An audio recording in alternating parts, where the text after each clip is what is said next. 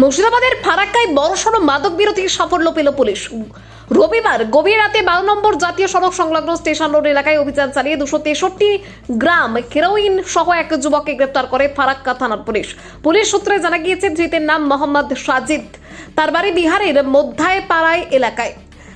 গোপন সূত্রে খবর পেয়ে পুলিশ ওই এলাকায় নজরদারি চালায়। পরেই তল্লাশি চালিয়ে যুবকের কাছ থেকে উদ্ধার হয় প্রায় 263 গ্রাম হেরোইন। এরপরই তাকে গ্রেপ্তার করা হয়। উদ্ধার হওয়া মাদকের বাজার মূল্য কয়েক লক্ষ টাকা হতে পারে বলে প্রাথমিক অনুমান পুলিশের। ঘটনার সঙ্গে আরো কেউ জড়িত রয়েছে কিনা এবং এই মাদক কোথা থেকে আনা হয়েছিল, কোথায় পাচারের পরিকল্পনা ছিল তা খতিয়ে দেখছে তদন্তকারী আধিকারিকরা। সোমবার সকালে ধৃতকে আদালতে তোলা হয়। তদন্তের স্বার্থে 14 দিনের পুলিশ হেফাজতের আবেদন জানায় ফারাক্কা থানার পুলিশ। ঘটনাকে কেন্দ্র করে এই এলাকায় চাঞ্চল্যের সৃষ্টি হয়েছে। মাদক পাচার চক্রের বিরুদ্ধে পুলিশের এই অভিযান আগামী দিনেও অব্যাহত থাকবে বলে জানা গিয়েছে।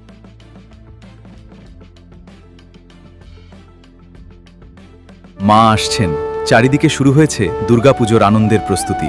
নতুন পোশাক, উৎসবের আনন্দ আর পরিবারের হাসিতে ভরে উঠবে অসংখ্য ঘর।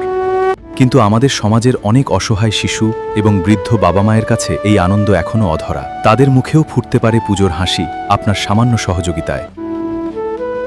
এই শারদোৎসবে মাতৃশক্তি সম্মান উদ্যোগ নিয়েছে অসহায় শিশু ও বৃদ্ধ বাবা মায়েদের হাতে নতুন পোশাক তুলে দেওয়ার। আপনিও আপনার সামান্য অংশ বাঁচিয়ে একটি শিশু অথবা একজন বৃদ্ধ বাবা মায়ের নতুন জামার দায়িত্ব নিন।